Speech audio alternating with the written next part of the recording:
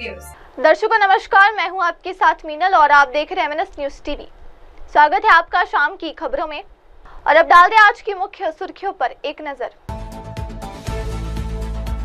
लवचिक चोर ने बियर शॉप की खिड़की से घुसकर उड़ाए 25,000। सीसीटीवी में कैद हुई हैरान कर देने वाली करतूत। क्राइम ब्रांच यूनिट 1 ने वाहन चोरी के 27 मामलों का किया खुलासा। 31 चोरी के वाहन बरामद। हिंगना के जेल अधिकारी ने जमानत के दौरान 201 ग्राम गांजा तस्करी की। और अब खबरें विस्तार के साथ। लवचिक चोर ने बियर शॉप की खिड़की से घुसकर उड़ाए 25,000। सीसीटीवी में कैद हुई हैरान कर देने वाली करतूत। शहर के वाटोड़ा थाना क्षेत्र से एक बेहद अजीब और चौंकाने वाला मामला सामने आया, जहां एक चोर ने अपनी लवचिकता का ऐसा नमूना पेश किया कि पुलिस भी दंग रह गई। ये घटना 6 जून की रात रमाश्री बियर शॉप में घटित हुई, जहां लोहे के जाली के पीछे रखी नगदी चुपचाप गायब हो गई। शॉप मालिक की शिकायत पर पुलिस ने जब दुकान में लगे सीसीटीवी फुटेज की जांच की तो जो नजारा सामने आया उसने सबको चौंका दिया। फुटेज में एक युवक दुकान की संकरी खिड़की से, जिससे आमतौर पर ग्राहकों को बियर दी जाती है, बड़ी फुर्ती और लचीलापन दिखाते हुए अंदर घुसता नजर आया। और अब अगली खबर। शहर की क्राइम ब्रांच यूनिट 1 को बड़ी सफलता हाथ लगी है। वाहन चोरी के रैकेट का पर्दाफाश करते हुए पुलिस ने कुल 31 चोरी के वाहन बरामद कर 27 आपराधिक मामलों का खुलासा किया है। इन वाहनों की कुल कीमत 19,45,000 आंकी गई है। क्राइम ब्रांच ने नागपुर शहर, नागपुर ग्रामीण, भंडारा, वर्धा, अमरावती ग्रामीण और मध्य प्रदेश के विभिन्न थानों से जुड़े वाहन चोरी के 27 केस सुलझाते हुए 31 वाहनों को बरामद किया। इन वाहनों की कुल कीमत 29,45,000 बताई जा रही है। गिरफ्तार आरोपियों की वैद्यकीय जांच के बाद आरोपी व जब्त वाहन बाड़ी पुलिस स्टेशन को सौंप दिए गए हैं। पुलिस की इस कार्रवाई को शहर में बढ़ती वाहन चोरी की घटनाओं के विरुद्ध एक बड़ी सफलता माना जा रहा है।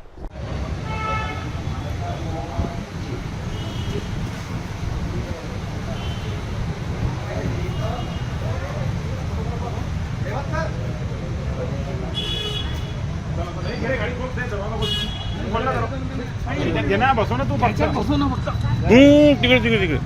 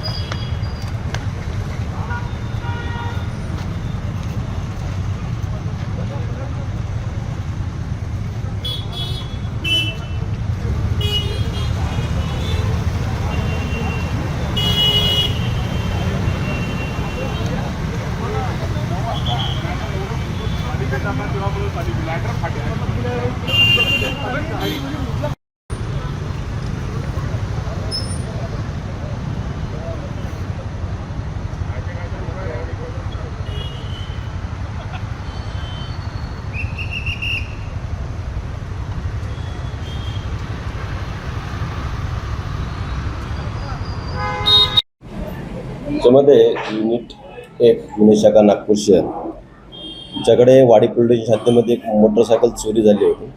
त्या मोटरसायकल चोरीचा समांतरपणे तपास करत असताना आमच्या पथकाला एक माहिती मिळाली की सराईत गुन्हेगार त्यापूर्वी त्याच्यावरती मोटरसायकल चोरीचे मोठ्या प्रमाणात गुन्हे दाखल आहेत। तो राहणारा मूळ मध्य प्रदेशचा आहे, परंतु महाराष्ट्रामध्ये येऊन नागपूर शहरामध्ये येऊन असे चोरीचे प्रकार करतो आणि इथून वाहनं चोरी करून एमपीमध्ये विक्री करतो, अशी गोपनीय खबर होती। सदरचा आरोपी हा जेल रिलीज झाल्यानंतर आम्ही त्याच्यावरती पाळत ठेवली होती। पाळत ठेवल्यानंतर आरोपीला ताब्यात घेतलं। आरोपीस ताब्यात घेऊन त्याच्याकडे त्याचं CDR ॲनालिसिस करून आपल्याकडे ज्या नागपूर शहरामध्ये वेगवेगळ्या ठिकाणी चोऱ्या झालेल्या आहेत त्याच्याबद्दलची आपण त्याच्या CDRशी तुलना केली। त्यावरून लक्षात आलं की ज्या ज्या ठिकाणी अशा चोऱ्या होत आहेत त्या ठिकाणी आरोपीचं लोकेशन मिळून येत आहे। त्याच्या आधारे आपण आरोपीकडे तांत्रिकदृष्ट्या तपास करून त्याच्याकडे सविस्तर सखोल चौकशी केली असता त्याने अशा प्रकारे चोऱ्या केल्याचे कबूल केले। त्याच्यामध्ये त्याने महाराष्ट्रातून, नागपूर शहरातून, तसेच भंडारा, नागपूर ग्रामीण या भागातून मोटरसायकल चोऱ्या करून तो ते मोटरसायकल्स त्याचं मूळ गाव बैतूल जिल्ह्यामध्ये आहे त्या ठिकाणी घेऊन जात होता। तिथे त्याचा भाऊ आहे, त्या भावाच्या माध्यमातून तो त्या ठिकाणी ग्रामीण भागातील जे शेतकरी आहेत त्यांच्या दैनंदिन वापराकरता त्यांना त्या वाहनं विक्री करत होता आणि त्यांना त्या वाहनाचे पेपर्स नंतर आणून देतो असं सांगून ॲडव्हान्स रक्कम घेत होता। त्याने अशा पद्धतीने महाराष्ट्रातून जेव्हा चोरलेल्या वाहनं MP मध्ये विकली, त्याचप्रमाणे त्यांनी मध्य प्रदेशमध्ये देखील काही वाहनांची चोरी केलेली आहे आणि तिकडून चोरी केलेली वाहनं त्यांनी इकडं महाराष्ट्रातील काही ग्रामीण भागांमध्ये शेतकरी वर्गांना कमी किमतीमध्ये किंवा ॲडव्हान्स रक्कम घेऊन पेपर नंतर देतो असे सांगून विक्री करून चोरीचे मालाची विल्हेवाट लावली आहे. याच्यामध्ये आम्ही जो आरोपी मिळून आला त्याच्यामध्ये राहुल सुखचंद्र ठाकरे, राहणार मूळ सातनेर, जिल्हा तालुका आठनेर, जिल्हा बैतूल MP येथील आहे आणि सर्व या वाहनांची विल्हेवाट त्याचा भाऊ दिनेश सुखचंद्र ठाकरे उर्फ खाकरे, वय 37 वर्ष, राहणार सातनेर, तालुका आठनेर, जिल्हा बैतूल येथील आहेत. या दोघांना ताब्यात घेऊन सविस्तर चौकशी केल्यानंतर असं लक्षात आलं की हे फक्त आठवडे बाजार असतात नागपूर शहरामध्ये, त्या आठवडे बाजारामध्ये जातात आणि त्या ठिकाणी पर्टिक्युलरली शाईन आणि स्प्लेंडर या दोनच मोटरसायकल त्यांनी टार्गेट करून या दोनच प्रकारच्या मोटरसायकलची चोरी केल्याचं दिसून येत आहे. आणि चोरी केल्यानंतर त्याच्यामध्ये चोरी करताना मोटरसायकल डायरेक्ट करून त्या मोटरसायकल चोरी करणे किंवा त्याच्याकडे मास्टर की आहे, त्या कीच्या मदतीने या गाड्यांचे लॉक्स त्याला ओपन करणं सहज शक्य असल्याने त्यांनी पर्टिक्युलर 2 गाड्या टार्गेट केल्या होत्या आणि या गाड्या आपण मध्य प्रदेशमध्ये जाऊन एकूण 17 गाड्या आपण त्यातून रिकवर केलेल्या आहेत पथकाने. त्याचप्रमाणे महाराष्ट्रामधून MP मधून विकलेल्या गाड्या, चोरलेल्या गाड्या ज्या नागपूर शहरामध्ये असतील किंवा कारंजा या भागातून ज्या लोकांना विक्री केली होती अशा 14 मोटरसायकल त्याच्याकडून रिकवर केल्या आहेत. अशा पद्धतीने एकूण 31 मोटरसायकल्स आपण त्याच्याकडून हस्तगत केले आहेत. त्याच्यामध्ये आतापर्यंत आपल्याला 27 गुन्हे दाखल असल्याची माहिती मिळालेली आहे. बाकी 4 वाहनांची आपण माहिती घेतो त्याच्यामध्ये गुन्हे किती दाखल आहेत का आणि त्याप्रमाणे गुन्हे दाखल करून पुढील कारवाई करत आहोत. अशा प्रकारे आरोपीचा रेकॉर्ड तपासला असता आरोपीवरती यापूर्वी 40 मोटरसायकल चोरीचे गुन्हे दाखल असल्याची माहिती मिळाली. त्याचसोबत नागपूर शहराचा गुन्हे अभिलेख तपासला असता हा आरोपी हा नागपूर शहरातील इतर 9 पोलीस स्टेशनमध्ये वेगवेगळ्या गुन्ह्यामध्ये पाहिजे असल्याची माहिती मिळाली. अशा प्रकारे आरोपीकडून एकूण सध्या 31 वाहने हस्तगत केली आहेत, 31 गुन्हे त्याच्याकडून डिटेक्ट केले आहेत. त्याचप्रमाणे ज्या दाखल गुन्ह्यांमध्ये तो पाहिजे होता असे 9 गुन्हे आहेत. असे एकंदरीत 40 गुन्ह्यांमध्ये आरोपीला आपण गुन्हे उघडकीस आणून युनिट 1 पथकाने कारवाई केली आहे. त्याच्यामध्ये आम्हाला आमचे पोलीस आयुक्त Shri Singal sir, joint CP Shri Reddy sir, त्याचबरोबर additional CP crime Shri Pardeshi sir, DCP Makanikar sir, SIP crime Shri Patil sir यांचं बहुमूल्य मार्गदर्शन लाभलं आहे आणि त्यांच्या मार्गदर्शनाखाली आमच्या युनिटने अशी कामगिरी केली आहे. अब बढ़ते अगली खबर की ओर। हिंगना के जेल अधिकारी ने जमानत के दौरान 201 ग्राम गांजा तस्करी की। नागपुर के धंतोली पुलिस स्टेशन में एक चौंकाने वाली घटना सामने आई है, जिसमें एक न्यायाधीन बंदी ने जमानत के दौरान अपनी चप्पल में 201 ग्राम गांजा छिपाकर तस्करी करने का प्रयास किया। 6 जून 2025 को दोपहर लगभग 3:50 पर मध्यवर्ती कारागृह के मेन गेट पर न्यायाधीन बंदी क्रमांक 735/2025 सोनू उर्फ मोहम्मद सरफराज जहांगीर आलम जमानत पर बाहर आ रहे थे। जब उनकी चप्पलों की जांच की गई तो उसमें गांजा जैसा पदार्थ पाया गया। पुलिस ने तत्परता से कार्रवाई करते हुए आरोपी को गिरफ्तार कर लिया है। सेंट्रल जेलमध्ये एक आरोपी आहे, न्यायालयीन बंदी आहे, सोनू उर्फ सरफराज जहांगीर आलम, राहणार हिंगणा, मध्यवर्ती कारागृह सध्या. त्याच्यावर पोक्सोचा गुन्हा दाखल आहे. त्याला ट्रायल चालू होती, त्याच्यासाठी कोर्टामध्ये चेकिंग करून घेऊन जाण्यात आलेलं होतं. तिथे त्यांनी चप्पल त्याची बदलल्या गेली आणि तो जेव्हा पुन्हा आतमध्ये एंट्री करताना जेव्हा त्यांची चेकिंग सुरू होती त्यावेळी त्यांना चप्पल ही हार्ड सरफेसमध्ये त्यांना जाणवली. म्हणून आम्हाला त्यांनी कॉल करून बोलावण्यात आलं आम्हाला. आम्ही तिथे गेलो टीमसह. जेव्हा आम्ही चप्पल कापून बघितली त्याच्यामध्ये 201 ग्राम गांजा आम्हाला मिळून आला आणि त्यावर आम्ही आमची पूर्ण कारवाई केली. आता आम्ही त्याच्यामध्ये तपास करत आहोत की तो गांजा कुणासाठी घेऊन जाण्यात येत होता, आतमध्ये कुणाला देणार होता, त्याला इथे कोर्टामध्ये कोणी दिलेला होता, चप्पल कशी बदलली, त्याच्यामध्ये कोणी मदत केली, हे सर्व प्रकारे आम्ही तपास करत आहोत. या कारवाईसाठी माननीय CP रवींद्र सिंगल साहेब, joint CP sir Reddy sir, additional CP Dabhade sir, DCP Madane sir आणि SCP नंदनवार सर यांच्या मार्गदर्शनात ही आम्ही कारवाई केलेली आहे. और अब बढ़ते अगली खबर की ओर। अनशन के बाद स्वास्थ्य बिगड़ने पर अस्पताल में भर्ती हुए बच्चों कड़ू इलाज के बाद लौटे घर। किसान कर्ज माफी और अन्य 17 मांगों को लेकर गुरुकुंज मोजरी में 7 दिनों तक अन्नत्याग अनशन करने वाले प्रहार जनशक्ति पार्टी के नेता और पूर्व मंत्री बच्चू कडू ने आंदोलन समाप्त करने के तुरंत बाद स्वास्थ्य बिगड़ने पर अमरावती के एक निजी अस्पताल में भर्ती कराया है। 3 दिनों तक चले इलाज के बाद जब उनकी हालत में सुधार हुआ, डॉक्टरों ने सभी आवश्यक जांच पूरी करने के बाद सोमवार दोपहर उन्हें अस्पताल से छुट्टी दे दी। चिकित्सा विशेषज्ञों के अनुसार बच्चू कडू अब पूरी तरह स्वस्थ है। हालांकि उन्हें कुछ दिनों तक पूर्ण विश्राम करने की सलाह दी गई है। इस समय वे कुरलपूर्णा स्थिति अपने निवास पर विश्राम कर रहे हैं। उनके कार्यालय से जारी बयान में बताया गया कि जल्द ही वे फिर से जनसेवा में सक्रिय होंगे।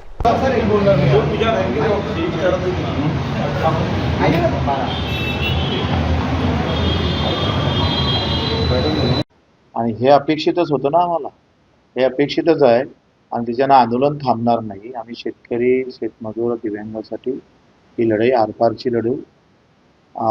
ज्या स्तरावर त्याच्यात काय काय गडबड करून ठेवली हे सगळं, म्हणजे कसं सरकार चालते, प्रशासन कसं चालते, राजा बोले गाडी आले, हे सगळं आणि स्वच्छ प्रशासनाचा जो दावा पारदर्शक केला तो किती घाण आहे पडलेली हे सगळं सांगू तुम्हाला। हा केव्हा घेणार आहे आता सुट्टी केव्हा होणार आहे? आता निघालो, तुम्ही तुमच्यासोबतच बाहेर येतो नाही तर म्हणजे कुठं ते सांगत आहे की उद्या घेतो ना पत्रकार परिषद, तुम्हाला बोला, तुम्हाला बोला। आता काय कसं सांगितलं डॉक्टरांनी आता काय औषध दिली ना आपल्याला? होय, नाही आपली दिली होती ना मॅटा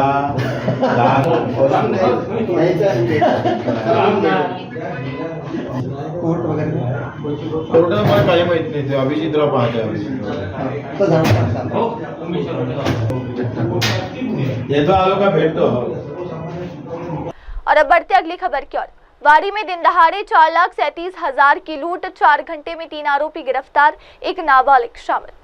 वाड़ी थाना क्षेत्र में मंगलवार को दिन दहाड़े 4,37,000 रुपए की लूट की सनसनीखेज वारदात सामने आई है। 3 युवकों ने एक कंपनी के कर्मचारी से चाकू की नोक पर रुपयों से भरी बैग लूट ली और मौके से फरार हो गया। इस घटना से क्षेत्र में हड़कंप मच गया है। हालांकि वाड़ी पुलिस ने महज 4 घंटे के भीतर ही तीनों आरोपियों को धर दबोचा, जिनमें एक नाबालिग भी शामिल है। गिरफ्तार आरोपियों में चंद्रमणि चौक, आंबेडकर नगर निवासी आर्यन हर्ष वाल्दे, अंकित सिद्धार्थ वैद्य और एक 17 वर्षीय किशोर का समावेश है।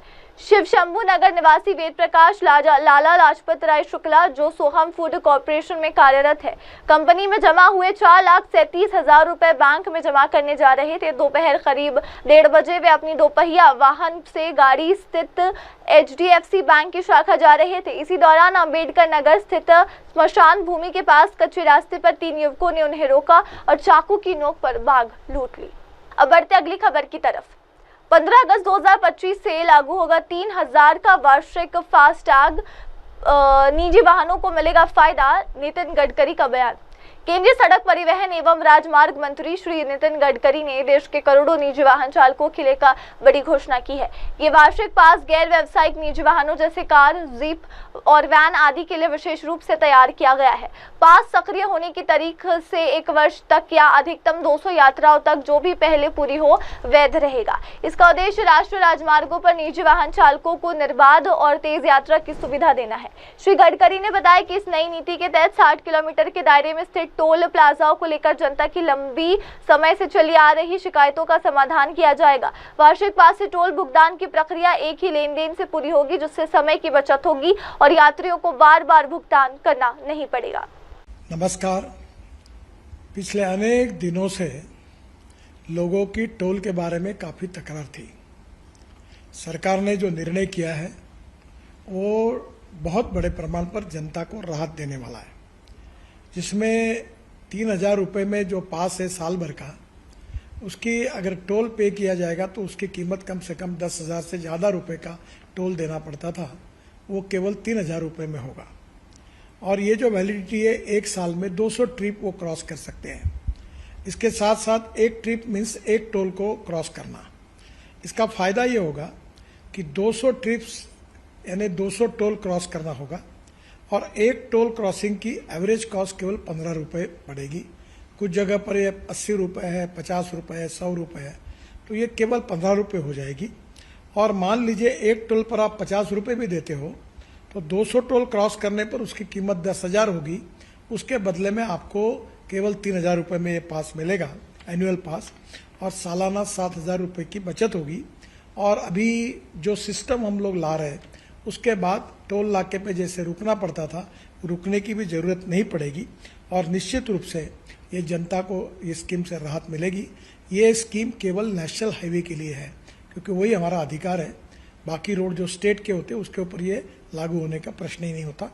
मैं फिर से एक बार आपको ये विश्वास दिलाता हूँ कि इससे काफ़ी बड़ी राहत मिलेगी और 15 अगस्त से ये स्कीम पूरे भारत भर शुरू होगी और जिसमें निश्चित रूप से आपकी जो तकलीफ थी वो कम होगी।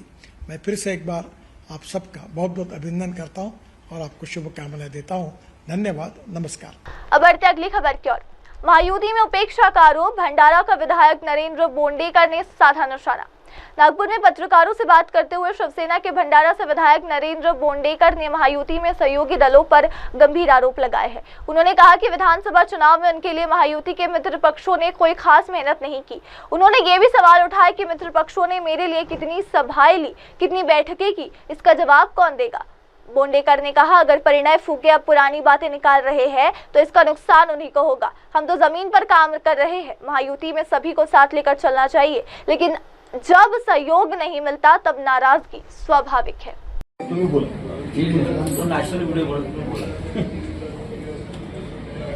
सर, नुकतेच आपण नियुक्त्या केल्या, त्या नियुक्त्यामध्ये आम्हाला विश्वासात घेतलं नाही असं आपल्या पक्षाचे वरिष्ठ नेत्यांचा आरोप होत आहे, काय नाही हे करत असताना थोडंसं किंतु होतोय। आम्ही प्रयत्न केला सगळ्यांना विश्वासात घेण्याचा, सगळ्यांशी संपर्क साधण्याचा। काही ठिकाणी कमी पडलो असं तर ते आम्ही येणाऱ्या दिवसामध्ये ते पुढे करू आणि काल याच्यावर चर्चा झाली आहे, याच्यावरती खूप जास्त पास करणार नाही कारण बॉस स्थगिती आली आहे का? ॲज इट इज आहेत, सगळे बरोबर आहेत। फक्त त्याच्यात 19-20 असेल तर आम्ही ते डॉक्टर सावंत जेव्हा येतील, दीपक सावंत ते अहवाल नेतील त्याच्यावर तपास करूया। असं काही स्थगिती नाही, असं काही नाही। जे आहेत सगळ्यांनी काम करायचा आदेश दिले आहेत। सर, महत्त्वाचा प्रश्न असा आहे की नुकत्याच आपण चंद्रपूर जिल्ह्यामध्ये 3 जिल्हा प्रमुख नेमले आहेत, त्याच्यापैकी ॲज इट इज 2 तशी देशाचे कसे आहे, परंतु तेच जो 2 काय सांगाल, एकंदरीत जो वादविवाद सुरू आहे ते तुमच्या पक्षाकडून भाजपमध्ये चाललंय, भाजपमधून तुमच्याकडे येते, एकंदरीत महायुतीकडून तुमचं सरकार तुमची आहे पण त्याच्यामध्ये असं वादविवाद दिसतोय, काय सांगाल? काही खूप मोठा हा विषय झालेला नाही आहे। छोटासा विषयमधून त्याला आता परिणिती मोठा करत आहेत, परंतु आमच्याकडेचे जे काही गेले ते खूप ग्रामपंचायत पण निवडून आले नाहीत असे लोक नेले आहेत। आणि हो, त्यांच्याकडचे काही सस्पेंड झालेले लोक होते जे विधानसभेमध्ये त्यांनी त्यांच्या पक्षाचं काम केलं नाही, ते लोकांना आमचे संपर्कप्रमुख पक्षप्रवेश केला म्हणून त्याची ते नाराजी आहे। परंतु त्याचा असं खूप मोठा हा विषय नाही, त्याच्यावरती काही असा आमची खूप पारंपरिक दुश्मनी असा विषय नाही आहे। कुठेतरी नाना पटोलेसोबत तुम्ही गेले, त्याचा राग आहे असं बोललं? हां, ते सहकार क्षेत्रामध्ये हे पक्षाचे युती होत नसतात, हे आघाडी होत असतात आणि पक्ष त्याच्यात नसतो, चिन्ह नसतो। तर त्याच्यामुळे तिथल्या स्थानिक लोकल नेत्याच्या आधारावर ते म्हणतात, त्यांनी प्रफुल्लभाईंना घेऊन त्यांनी स्वतःची आघाडी तयार करून टाकली आहे।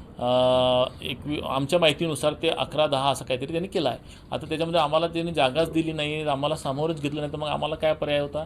तर कार्यकर्त्याचा भाग होता की भाई नाना आणि खासदार पडोळे जे आहेत यांच्यासोबत मिळून आपण पण आपले लोक टाकूया। तर आम्ही पहिल्यांदा तो प्रयोग करतोय, पण त्याच्यात याचा अर्थ असा नाही की आम्ही त्यांच्यासोबत पक्षाच्या आघाडी केलेली आहे। ती स्थानिक पातळीवरची निवडणूक असतात, बरेच ठिकाणी महाराष्ट्रात अनेक ठिकाणी हे असतात। इथे पण नागपूरमध्ये पण जर पाहिलं तर भाजप काँग्रेसचे झालेलं आहे असं असते, ते त्याला काही असं हे म्हणजे पक्षाचा नसतो तो। समोर जाऊन महापालिका जिल्हा परिषद निवडणूक आहे, महायुतीवरून समोर जाल की स्वबळावर? नाही, नक्कीच आमचं पहिलं प्रायोरिटी राहील की महायुती, कारण आम्ही सरकार राज्यामध्ये केंद्रामध्ये आम्ही सोबत आहोत, आमचं राहील। परंतु जर समजा आम्हाला रिस्पॉन्सच नाही मिळाला तर आमची सेल्फ तयारी असणार आणि आम्ही ती तयारी करतोय। कुठेतरी दुसरं असं आहे की आपल्या पक्षातून बरेच पदाधिकारी सोडून दुसऱ्या पक्षांमध्ये जात आहे, वर्धा असो भंडारा असो, त्याच्यावरती काय? एकही असे चालले नाही आहेत, एकही आजी माजी जिल्हा प्रमुख एकही गेलं नाही आहे। आता आता फेरबदलमध्ये एखादा छोटासा एखादा शहर प्रमुख, आता मला तुमच्याच माध्यमातून पत्र दिसलं, मला तर माझ्याकडे आला पण नाही, एखादा माजी शहर प्रमुख किंवा असं काहीतरी तो दाखवतो, राजीनामा देतो, पण असं काही तो विषय नाही आहे। आणि इतकं मोठं 6 जिल्ह्यामध्ये करत असताना कुठे ना कुठे थोडंफार किंतु परंतु होतं आहे. याला खूप मोठं असं हे द्यायची गरज आहे. आमची 12 जिल्हा प्रमुख म्हणून आम्ही 17 जिल्हा प्रमुख आम्ही बनवतो आहे. मायक्रो प्लॅनिंगमध्ये आम्ही करतो आहे आणि आम्ही थोडासा ॲग्रेसिव्ह स्वभाव असल्यामुळे थोडासा एफर्ट जास्त लावतो आहे. त्याच्यामुळे कधी थोडंसं होतो आहे त्रास, परंतु 100% आमचा प्रयत्न आहे. माझ्याकडे जोपर्यंत हा पद आहे, माझ्याकडे जोपर्यंत जबाबदारी, मी प्रयत्न करीन का माझा निदान नंबर 1 वरती नाही येऊ शकत तर नंबर 2 वरती सुद्धा आपला पक्ष राहायला पाहिजे. प्रामाणिक माझी भावना आहे. जर मी हे करू शकलो नाही तर मला त्या पदावर राहण्याचा सुद्धा अधिकार नाही. तो मी माझा कार्य करतो आहे. कुठेतरी परिणय दादा असं म्हणतात की तुम्हाला निवडणुकीमध्ये जिंकून आणण्यामध्ये त्याचा खूप मोठा भाग होता, काय सांगता? भाग कसं होता, किती सभा घेतल्या परिणय भाऊनी, किती रॅल्या काढल्या, किती दौरे काढल्या, त्यांनी सांगावं. त्याचं हे पण कळणार आहे की बीजेपी आणि राष्ट्रवादीच्या बदल्यात तुम्ही जिंकून आले. मी तेच म्हणतो ना, राष्ट्रवादीच्या नेत्यांनी आणि भाजपचे नेत्यांनी, मोठ्या नेत्यांनी, प्रफुल्लभाईंनी सुद्धा माझी किती सभा घेतल्या आहेत. माझ्या जाता जाता फक्त तिकडून एक बैठक फक्त पवनीमध्ये घेतली, तोही इंडोर. मी 10 वेळेस त्यांना बोललो, साहेब मला वेळ द्या. भाजपच्या नेत्यांना बोललो, परंतु तरी मला काही आग्रह नाही, माझ्या नाराजी नाही आहे. त्यांनी त्यांचं काम केलं. दम तो स्वतःच्या दमवरती युद्ध लढायचं असतं तर स्वतःच्या दमवरती, स्वतःमध्येच ताकद नसलं दुसऱ्यावरती आरोप लावणं हे चुकीचं आहे. पण मी कोणावरती आरोप लावत नाही आहे. त्यांना समाधान वाटत असेल परिणयजीला की त्याच्या भरोश्यावर तर चांगली गोष्ट आहे, पण प्रामाणिक जर केलं असतं काम, प्रामाणिक जर राहिलं असतं मला अजून आनंद वाटला असता. परंतु त्यावेळेचे तुम्ही स्टेटमेंट बघा त्यांचे नेत्याचे, तुम्ही यूट्यूबवरती बघा, फेसबुकवरती चेक करा, त्यांनी किती आरोप केले आहेत. हे तेच होते. मी त्यावेळेस फडणवीस साहेबांना सगळ्या यादी पाठवली, त्यांनी पण मला नाव मागवलं, त्यांनी मी पाठवलं होतं सगळ्या गोष्टी. पण ह्या सगळ्या गोष्टी त्यात काही लोक सस्पेंड पण झाले होते, मग ते सस्पेंड वापस पण घेतले होते. हे सगळं चित्र समोर आहे, नाही आहे असं नाही आहे. परंतु हे जुन्या गोष्टी जर खोदत असतील तर परिणयजीचंच नुकसान आहे. मी काढलं नाही आहे हे गोष्टी, तेच काढत आहेत. तर त्याच्यामुळे थोडंसं त्यांच्या वरिष्ठ नेत्यांनी, फडणवीस साहेबांनी किंवा बावनकुळे साहेबांनी त्यांना आवरायला पाहिजे, एवढीच माझी विनंती आहे. और अब अगली खबर, सांसद अपराजिता सारंगी का बड़ा कदम, खोरदा जिले में बनेगा कोचिंग सेंटर और लाइब्रेरी का मॉडल। भाजपा सांसद अपराजिता सारंगी ने अपने संसदीय क्षेत्र के विकास को लेकर एक महत्वपूर्ण योजना की घोषणा की। उन्होंने बताया कि खोरदा जिले के जिलाधिकारी के साथ मिलकर उन्होंने MPLADS स्थानीय क्षेत्र विकास के सदुपयोग के लिए एक कन्वर्जेंस मॉडल तैयार किया है। इस मॉडल के तहत उनके संसदीय क्षेत्र के 8 ब्लॉकों में कोचिंग सेंटर, जो कि एक लाइब्रेरी और रीडिंग सेंटर के रूप में भी कार्य करेगा, उसकी स्थापना की जाएगी। प्रत्येक केंद्र की लागत 53 लाख रुपए होगी, जिसमें से 30 लाख रुपए सांसद निधि से अपराजिता सारंगी द्वारा दिए जाएंगे। शेष 23 लाख रुपए 4 अलग अलग केंद्रीय और राज्य की सरकार योजनाओं से जिलाधिकारी द्वारा जुटाए जाएंगे। Used to move around my Bhubaneswar constituency area, I always used to feel that the children, whether girls or boys, do not have the habit of reading books, and I think this is extremely important. I always have the feeling that the children belonging to my constituency should get into Indian Administrative Service, the Provincial State Service, the Army, the banks, Chartered Accountancy Services. I think there should be more number of children in all these areas. So I think I had a discussion with the District Collector of my constituency, District Khurda, and then we worked out a model, a convergence model for proper utilization of MPLAD funds. We have decided to go for in 8 blocks, I have 8 blocks in my constituency, library cum reading cum coaching institute center at the block level. So there'll be 8 such centers at the block levels, and each will cost 53 lakhs. 30 lakh have been contributed from MP-led by me, and the remaining 23 lakhs are coming from 4 different central and state government schemes contributed by the district collector. So I think it is in total 53 lakhs. The work has started in Khurda block today. I have just laid the foundation stone with the district collector, and I'm sure that this is going to be a success. And once it comes up, when the children come in the coaching institute, I will be offering voluntary services as far as acting as a resource person is concerned. I would like to teach the children, sit with them, and guide them as much as I can, because I come from that sector only. And another dimension to the whole exercise, whole initiative is we are wanting to have a library worth 10 lakhs in every panchayat in my constituency. I have 156 panchayats. So there would be a library worth 10 lakhs in each constituency, in each panchayat at the GP headquarter. I would be contributing 5 lakhs, and district collector from different schemes would be contributing another 5 lakhs matching grant. So it would be 10 lakhs. So I think we would be having in 156 constituencies such number of libraries. These libraries will be actually managed by the local youth organizations or the senior citizens welfare organizations, whatever the case may be. We will decide on the modalities later on.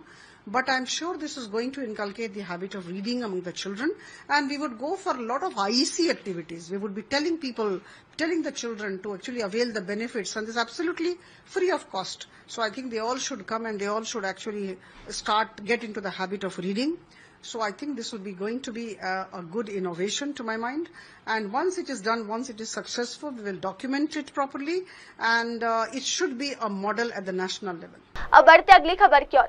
Nilambur उपचुनाव में होगी बड़ी जीत, UDF उम्मीदवार आर्यधन शौकत का दावा। केरल के नीलांबूर विधानसभा उपचुनाव को लेकर यूडीएफ के उम्मीदवार आर्यधन शौकत ने जीत का विश्वास जताया है। उन्होंने कहा, इस चुनाव में हमें अच्छी जीत मिलेगी। पिछले 9 वर्षों से राज्य सरकार ने नीलांबूर क्षेत्र की पूरी तरह से उपेक्षा की है। शौकत ने कहा कि क्षेत्र में आदिवासी समुदायों का पुनर्वास अभी तक नहीं हुआ है, जिससे लोगों में असंतोष है। इसके साथ ही उन्होंने बताया कि मानव और वन्य जीवों के बीच संघर्ष भी इस इलाके में एक बड़ी समस्या बनी हुई है, लेकिन सरकार ने इसे लेकर कोई ठोस कदम नहीं उठाया। This election, because of I think all the people are, they're thinking against this state government. Many anti-incumbents factor will be affected. And one more thing is, for the last 9 years, the state government is totally neglected Nilambur area. More than 300 Adivasi families are still not been rehabilitated. I think they are still there living in the,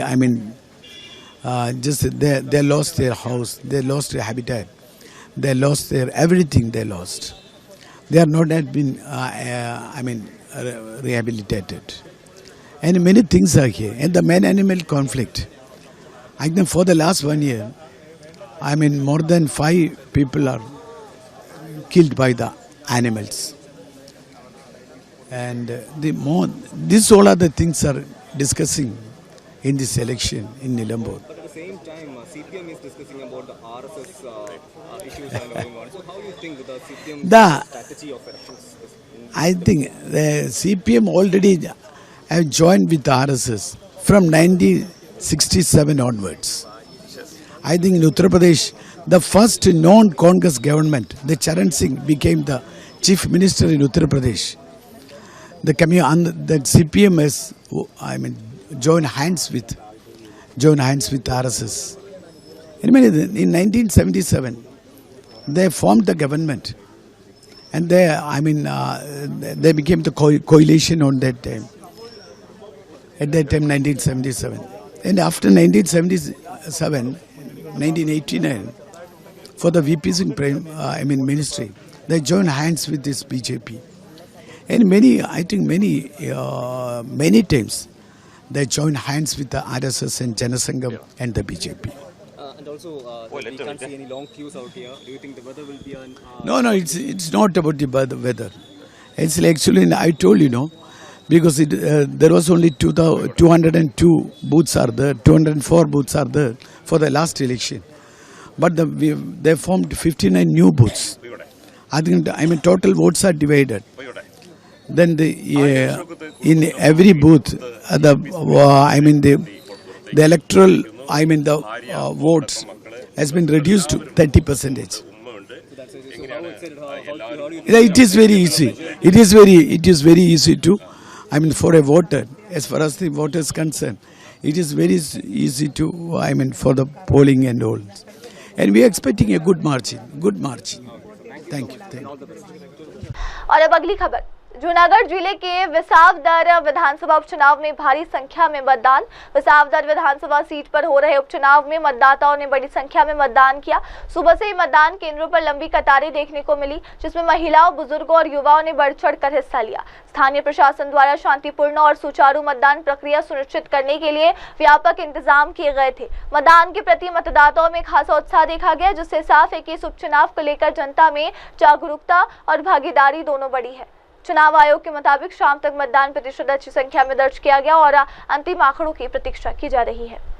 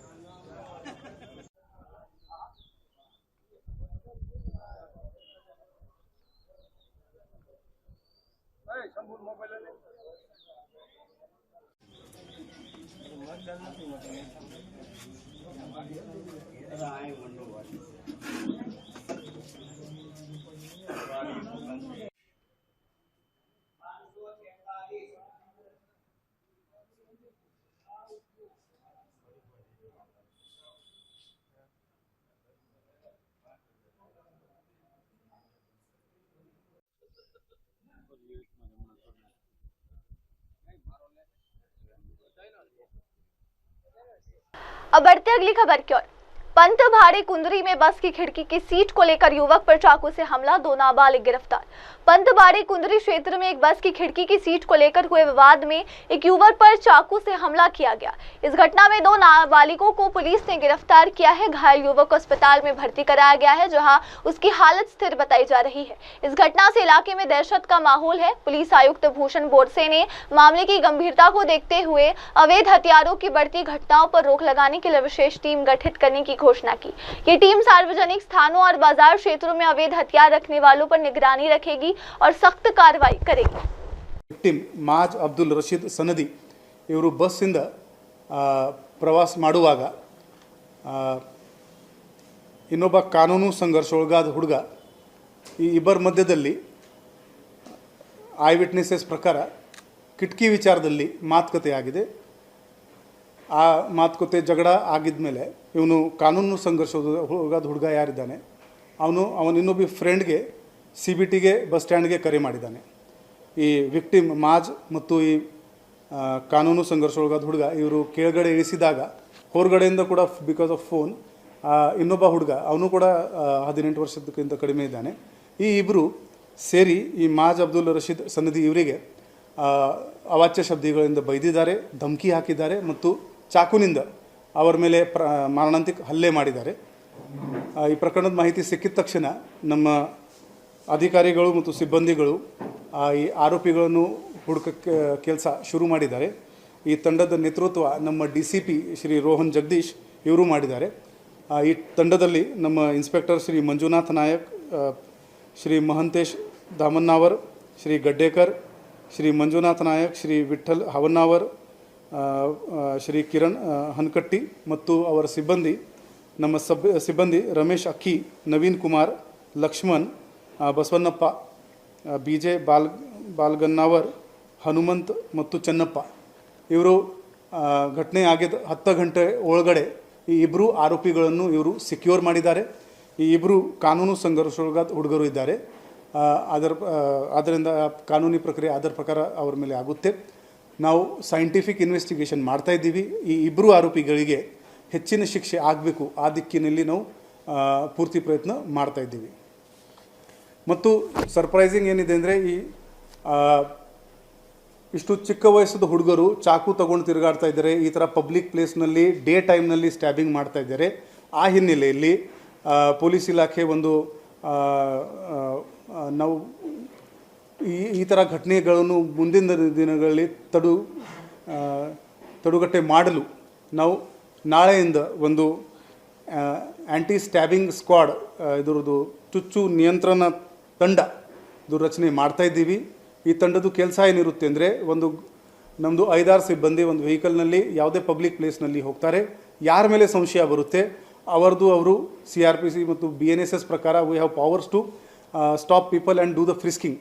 ಆ ಪ್ರಕಾರ ನಾವು ಅವ್ರದ್ದು packet check ಮಾಡ್ತೀವಿ, ಅವ್ರದ್ದು ಗಾಡಿಗಳು ಕೂಡ check ಮಾಡ್ತೀವಿ. ಯಾರು ಪಾಕೆಟ್ನಲ್ಲಿ ಆಗಲಿ ಅಥವಾ ಗಾಡಿನಲ್ಲಿ ಚಾಕು ತಲ್ವಾರ್ ಆ ಥರ ಮಾರಣಾಂತಿಕ ಅಸ್ತ್ರಶಸ್ತ್ರ ಕಂಡು ಬಂದಿದ್ದರೆ ನಾವು ನೇರವಾಗಿ ಅವರ ಮೇಲೆ ಆರ್ಮ್ಸ್ ಆ್ಯಕ್ಟ್ದು ಕೇಸ್ ಬುಕ್ ಮಾಡ್ತೀವಿ. ಸೊ ಇನ್ನು ಮುಂದೆ ಬೆಳಗಾವಿ ನಗರದಲ್ಲಿ ಯಾರು ಚಾಕು ತಲ್ವಾರ್ ತಗೊಂಡು ತಿರುಗಾಡ್ತಾ ಇದ್ದರೆ they will have to face legal action. ಬರೀ ಆರ್ಮ್ಸ್ ಆ್ಯಕ್ಟ್ ಕೇಸ್ ಹಾಕ್ಕೊಂಡು ಅರೆಸ್ಟ್ ಮಾಡ್ಕೊಂಡು ನಾವು ನಿಂತಲ್ಲ, ಅವ್ರ ಮೇಲೆ ರೌಡಿ ಶೀಟ್ ಓಪನ್ ಮಾಡ್ತೀವಿ. ಸೊ ದ್ಯಾಟ್ ಪ್ರತಿಯೊಂದು ಹಬ್ಬ ಬಂದರೆ ಇವರು ಸ್ಟೇಷನ್ನಲ್ಲಿ ಬಂದು ಹಾಜರಿ ಕೊಡಬೇಕು. ಸೊ ನಾವು ಈ ಥರ ಯಾರು ಚಾಕು ತಲ್ವಾರ್ ತಗೊಂಡು ತಿರುಗಾಡ್ತಾ ಇದ್ದರೆ ಇದು ಅವರಿಗೆ ಎಲ್ಲರಿಗೆ ವಾರ್ನಿಂಗ್ ಇದೆ. Do not play with the law. और अब अगली खबर, अंतर्राष्ट्रीय योग दिवस पर बोले मंत्री दयाशंकर मिश्रा, प्रधानमंत्री स्वयं योग के जीवंत प्रतीक। उत्तर प्रदेश सरकार के मंत्री दयाशंकर मिश्रा ने 21 जून को मनाए जाने वाले 11वें अंतर्राष्ट्रीय योग दिवस के अवसर पर प्रधानमंत्री नरेंद्र मोदी को बधाई देते हुए कहा कि योग यात्रा 21 जून 2015 को शुरू हुई थी और अब अपने 11वें वर्ष में प्रवेश कर चुकी है।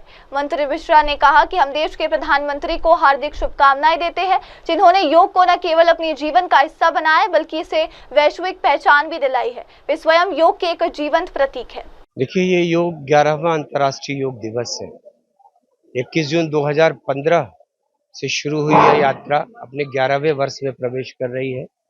हम बधाई देना चाहते हैं इस देश के यशस्वी प्रधानमंत्री, जो अपने आप में योग के खुद एक ऐसे साक्षात प्रमाण है जिनके जीवन में योग शामिल है। उत्तर प्रदेश की कमान भी एक योगी जी के ही हाथ में है। तो योग का इस देश के लिए स्वर्णिम समय है और सारा विश्व इसमें शामिल है। दुनिया के हर देश में योग करते हुए लोग मिलेंगे आपको। देश के 1 लाख स्थान चयनित किए गए हैं, जिसमें ऐतिहासिक धरोहरें हैं। वो प्रमुख जितने भी स्थान हैं, नदियों का किनारा है, वो गांव का अमृत सरोवर है। नदी, कुंड, तालाब, सरोवर, ऐतिहासिक धरोहरें, चाहे वो प्रयागराज का तीर्थ हो, जो काशी के घाट हो, नमो घाट हो, बाबा विश्वनाथ का मंदिर हो, रेजिडेंसी हो लखनऊ की, चाहे महामहिम राज्यपाल जी का आवास हो लखनऊ में राजभवन। तो ऐसे उत्तर प्रदेश में 4075 स्थान चयनित किए गए हैं। 400 योग पार्कों का चयन किया गया है। 400 से ज़्यादा योग ट्रेनरों के माध्यम से और समाज में जो योग के प्रशिक्षक हैं सामाजिक संस्थाओं के, उनके सहयोग से पूरे समाज को जागृत करने का काम किया गया। प्राइमरी स्कूल के बच्चे से लेकर कॉन्वेंट के बच्चों से लेकर डिग्री कॉलेज, विश्वविद्यालय, जितने भी धार्मिक स्थल हैं, जितने भी औद्योगिक प्रतिष्ठान हैं, उन सब में लगातार अभियान चला के 15 जून से लेकर 21 जून तक योग सप्ताह के रूप में आप देख रहे होंगे कि हर जगह योग का कार्यक्रम चल रहा और उसकी परिणति जो 21 जून को होगी, इसमें जन जन की भागीदारी होगी। गांव से लेकर शहर तक समाज का हर व्यक्ति, हर घर का हर सदस्य, गांव के परिवार का सदस्य इसमें शामिल होगा। तो दुनिया की सबसे बड़ी भागीदारी सुनिश्चित होगी। उत्तर प्रदेश से भी करोड़ों करोड़ों लोग इसमें सब भागीदार बनेंगे। तो मुझको लगता है कि इस बार का आयोजन संख्या के लिहाज से, विश्व के देशों के संख्या के लिहाज से ऐतिहासिक होने जा रहा है। और अब बढ़ते अगली खबर की ओर। पंजाब में मोगा पुलिस ने नशा विरोधी अभियान कॉस्को ऑपरेशन शुरू किया। 150 पुलिस कर्मियों ने की छापेमारी। पंजाब को नशा मुक्त बनाने की दिशा में एक अहम कदम उठाते हुए मोगा पुलिस ने कॉस्को ऑपरेशन की शुरुआत की है। इस विशेष अभियान के तहत पुलिस ने करीब 150 जवानों के साथ कथित नशा तस्करों के घरों पर छापेमारी की। पुलिस का यह अभियान क्षेत्र में फैले नशा तस्करी नेटवर्क को खत्म करने और युवाओं को नशे के जाल से बाहर निकालने के उद्देश्य से चलाया गया। अधिकारियों के अनुसार इस दौरान संदिग्ध व्यक्तियों की तलाशी ली गई और कुछ अहम सुराग भी हाथ लगी है। पुलिस ने स्पष्ट किया है कि अभियान आगे भी जारी रहेगा और नशे के कारोबार में शामिल किसी को बख्शा नहीं जाएगा। मोगा पुलिस के इस कदम को स्थानीय स्तर पर सराहना मिल रही है।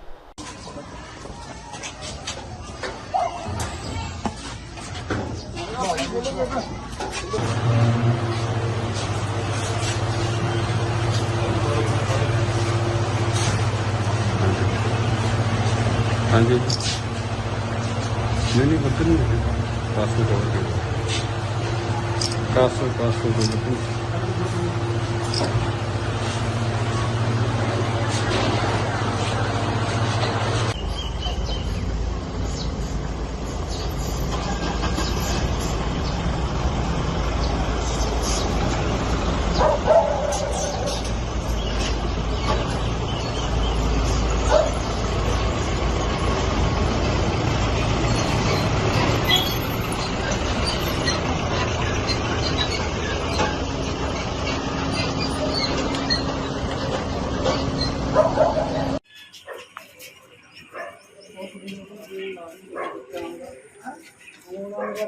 मैं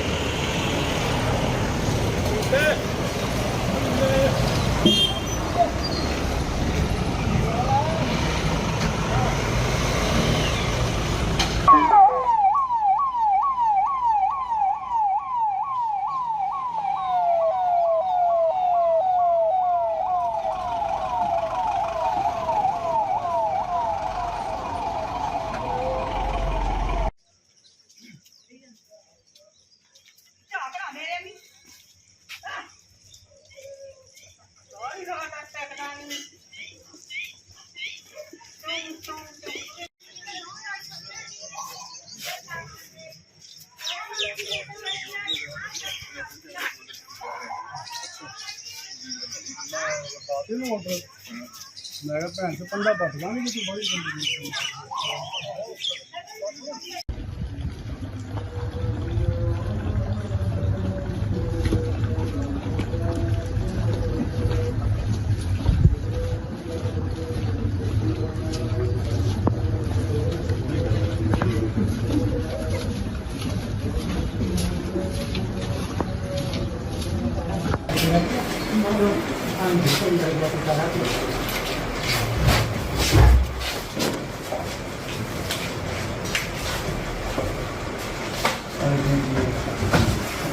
और अब अगली खबर। अहमदाबाद एयर इंडियन विमान हादसे में डीएनए जांच में हुई पुष्टि। 10 साल से मेस कुक रही सरलाबेन और 3 वर्षीय भांजी की हुई पहचान। हाल ही में हुए एयर इंडिया विमान हादसे में जान गंवाने वालों में सरलाबेन और उनकी 3 वर्षीय भांजी की पहचान डीएनए जांच के जरिए हो गई है। सरलाबेन मेडिकल कॉलेज में पिछले 10 वर्षों से मेस कुक के रूप में कार्यरत थी। सरलाबेन के भाई भरत सिंह ठाकुर ने इस दुखद घटना को लेकर जानकारी देते हुए कहा कि मेरी बहन और भांजी उस समय बोर्डिंग क्षेत्र में मौजूद थी जब ये हादसा हुआ। हमें सूचना मिली कि दोनों डीएनए मिलान की पुष्टि हो गई है, इसलिए मैं आज यहाँ सिविल अस्पताल आया हूँ।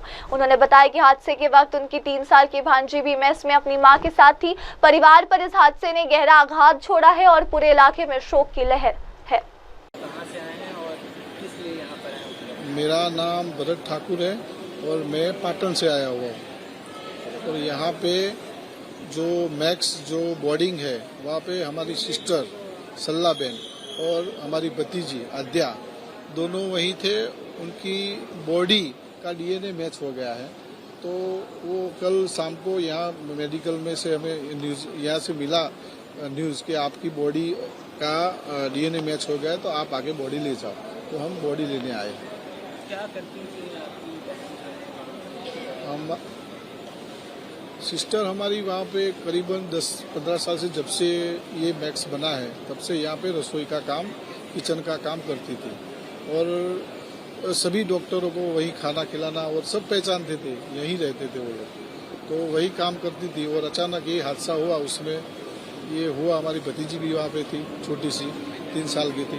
वो भी आज हमें मालूम पड़ा कल शाम को ही कि उनके देहांत हो गई। ऐसा सर क्या है, हमारा जो भांजा और उसकी बहू है वो दोनों घर से भतीजी को लेके आती थी और वहाँ जहाँ हमारी सिस्टर काम करती थी वहाँ छोड़ के यहाँ से टिफिन देने पूरे हॉस्पिटल में डॉक्टरों को देने जाते थे। तो दोनों टिफिन लेके हॉस्पिटल हर रोज का उनका रूटीन था, वहीं छोड़ के बच्ची को जाना और वापस टिफिन जब दे के वापस आए तो बच्ची को लेके घर पे जाना। करीबन 1 बजे के आसपास वो टिफिन लेके वहाँ से निकले, यानी हर रोज छोड़ के जाना है। तो आधे घंटे में मालूम पड़ा ऐसा हुआ है। तब तो हमें भी विश्वास अभी तक नहीं हो रहा था, कल शाम तक हमें विश्वास नहीं हो रहा था कि ऐसा कुछ हमारे सिस्टर के साथ ऐसा हुआ है। लेकिन कल शाम को मालूम पड़ा कि आपका डीएनए मैच हो गया। अब तक तो हम उन्हें ढूंढ ही रहे थे, सभी हॉस्पिटल में, कहाँ यहाँ ही कहीं पूरे अहमदाबाद के हॉस्पिटल में ढूंढा कि किसी ने कहा कहीं चले गए ऐसा लगता है, लेकिन नहीं मिले। लेकिन कल शाम को मालूम पड़ गया कि हमारा ये हुआ है, ये हादसे में। हाँ, आज उनकी बॉडी को हम अंतिम संस्कार देंगे। हमारी विधि विधान से जो करना है वो हम करेंगे। और उसके लिए हम करीबन 2-3 गाड़ियाँ तो पाटन से लेके आए हैं और यहाँ जो हमारा भांजा है और उनके जो सगे वाले हमारे सिस्टर के जो ससुराल वाले वो लोग सब साथ में। बढ़ते अगली खबर की ओर। मैं पाकिस्तान से प्यार करता हूं बयान पर कांग्रेस नेता उदित राज का पीएम मोदी पर हमला, कहा देश की बदनामी करा रहे हैं मोदी। अमेरिका के पूर्व राष्ट्रपति डोनाल्ड ट्रंप के हालिया बयान आई लव यू पाकिस्तान को लेकर सियासत गर्मी में है। कांग्रेस नेता उदित राज ने इस पर प्रतिक्रिया देते हुए प्रधानमंत्री नरेंद्र मोदी पर निशाना साधा है। उदित राज ने कहा कि प्रधानमंत्री मोदी ने खुद को कल बचा लिया। उन्होंने पता था कि अगर वे ट्रंप के सामने जाते तो ट्रंप ये कह सकते थे कि भारत और पाकिस्तान के बीच संघर्ष विराम उन्होंने करवाया है। उन्होंने आगे कहा, इस स्थिति में पीएम मोदी से ये भी कहा जा सकता था कि वे असीम मुनीर के साथ बैठे। देश की बदनामी हो रही है और इसके लिए सीधे तौर पर पीएम मोदी जिम्मेदार है। वहीं पे डोनाल्ड ट्रंप ने ये भी कहा कि आई लव पाकिस्तान, कैसे देखते? उन्होंने 2 चीजें कही और मोदी जी को बुलाया। मोदी जी को अमेरिका निमंत्रण दे और न जाए, भागे भागे दूसरे देश में जाते रहते हैं, तो मौके की तलाश में रहते हैं कि कौन देश उनको बुला रहा है। तो कल मोदी जी बच गए, वो समझ गए थे कि इस बार अगर ट्रंप के सामने गए तो मीडिया बुला के कह देंगे कि युद्ध विराम उन्होंने कराया है, फिर मोदी जी क्या कर पाएंगे। हो सकता है कहते कि चलो आसिम मुनीर के साथ बैठो, तो क्या करते। तो अब स्पष्ट हो गया। और यही नहीं, वर्ल्ड बैंक, एडीबी, आईएमएफ का जो लोन है अमेरिका नहीं चाहता था, नहीं होता, तो पाकिस्तान के साथ तो अमेरिका परोक्ष रूप से पूरा खड़ा हुआ और कह भी दिया कि हम पाकिस्तान से वो मोहब्बत करते हैं। तो मोदी जी के वजह से देश की बदनामी बहुत हो रही है, पूरे दुनिया से आइसोलेट हो गए हैं। अभी भी हमारे साथ कोई दूसरा देश खड़ा नहीं हुआ और ये सारे सांसदों को भेजा गया था, डेलीगेशन भेजा गया था 33 देशों में, कोई कामयाबी नहीं थी, फिजूल खर्ची थी, घूम घाम करके चले आए सब। तो ट्रंप ने कल जो कहा पाकिस्तान के लिए कि वो लव करते हैं, इससे हमें बहुत तकलीफ हुई है। ये हमारे लिए अच्छी बात नहीं है। और यही नहीं, आसिफ मुनीर को के साथ में लंच करना, जो आसिफ मुनीर हमारे देश में आतंकवादी गतिविधि फैलाता है, तो दोनों बातें कल बहुत ही अशुभ रही भारत। और अब अगली खबर। पुणे में मध्यम दर्जे की बारिश, अगले 4 दिनों तक हल्की बारिश की संभावना। शहर में सोमवार को मध्यम दर्जे की बारिश दर्ज की गई, जिससे मौसम सुहाना हो गया और तापमान में भी गिरावट आई। भारतीय मौसम विभाग ने पूर्वानुमान जारी करते हुए बताया कि अगले 4 दिनों तक पुणे में हल्की बारिश होने की संभावना है। मौसम विभाग के अनुसार ये बारिश मानसून की सक्रियता के चलते हो रही है और आने वाले दिनों में शहर के विभिन्न हिस्सों में बदलते मौसम के साथ रुक रुक कर वर्षा जारी रह सकती है। बारिश के चलते कुछ इलाकों में आवागमन भी हल्का असर पड़ा, लेकिन फिलहाल जनजीवन सामान्य बना हुआ है। मौसम विभाग ने नागरिकों से सतर्क रहने और मौसम से जुड़ी जानकारी पर नजर बनाए रखने की अपील की है।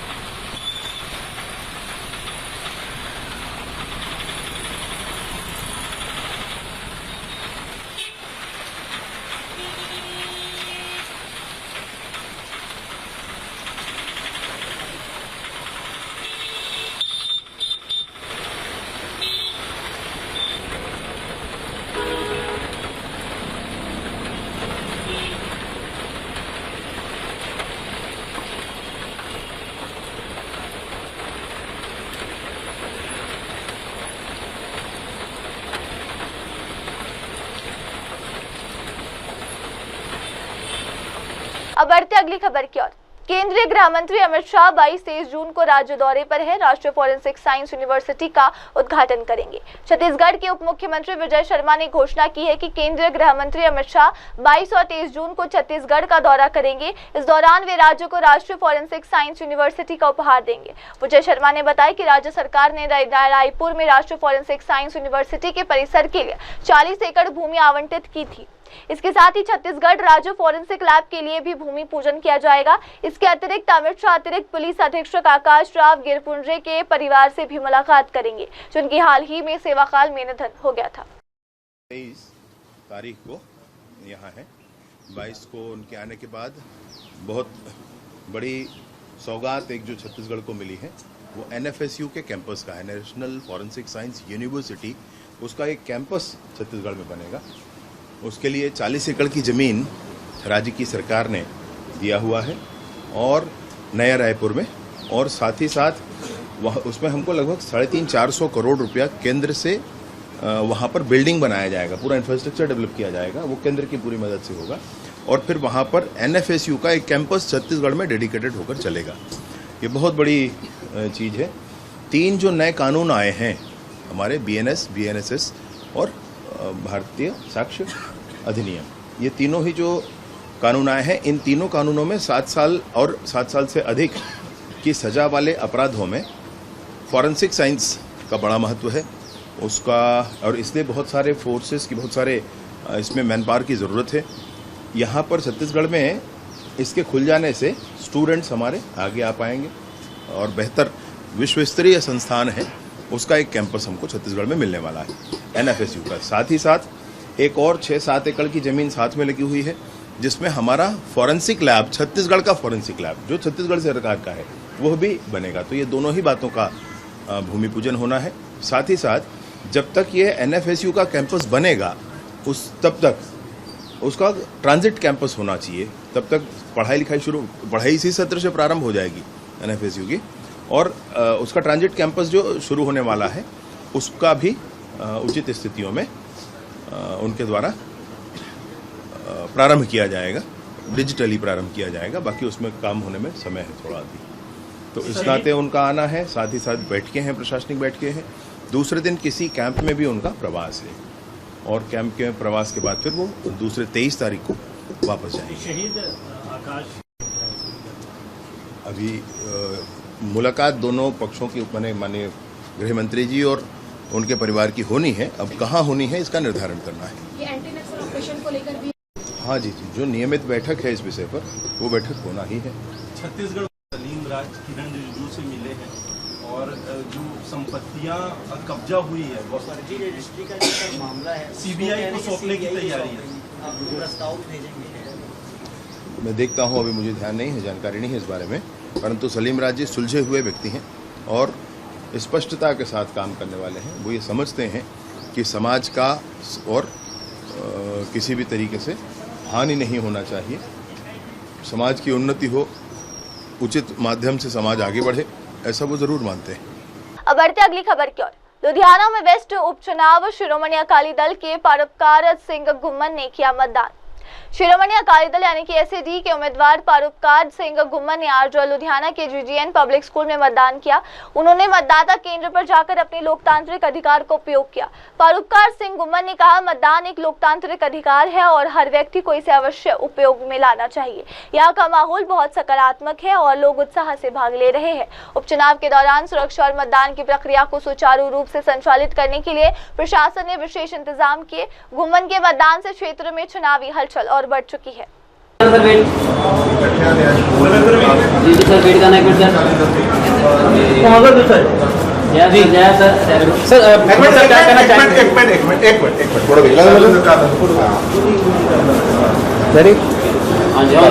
मताधिकार का प्रयोग किया, क्या करना चाहेंगे सर? हाँ जी, वोट पैसा क्या करना चाहोगे?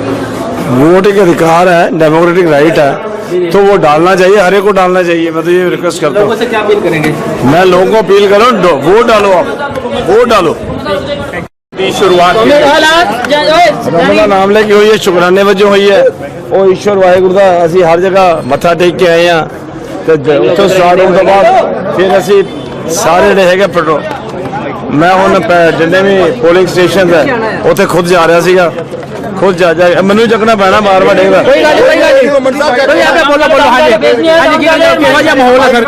ਬੜਾ ਪੋਜ਼ਿਟਿਵ ਮਾਹੌਲ ਹੈ, ਬਹੁਤ ਅੱਛਾ ਮਾਹੌਲ ਹੈਗਾ ਆਪਣੇ ਇਲਾਕੇ 'ਚ, ਆਪਣੇ ਏਰੀਏ ਜਿੱਥੇ ਮੈਂ ਪੜਿਆ, ਸਾਰੀ ਉਮਰ ਪੜਿਆ ਲਿਖਿਆ ਪੜਿਆ, ਉਸ ਇਲਾਕੇ 'ਚ ਹੈਗਾ ਤੇ ਮੈਨੂੰ ਬੜਾ ਪਿਆਰ ਮਿਲ ਰਿਹਾ। ਸੇ ਲੋਕਾਂ ਨੂੰ ਇਸ ਇਲੈਕਸ਼ਨ ਦੇ ਵਿੱਚ ਤੁਹਾਡੇ ਲਈ ਯਾਦਗਾਰ ਕੀ ਰਿਹਾ, ਕਿਉਂਕਿ ਫਰਸਟ ਇਲੈਕਸ਼ਨ ਕੰਟੈਸਟ ਕਰ ਰਹੇ ਹੋ ਤੁਸੀਂ?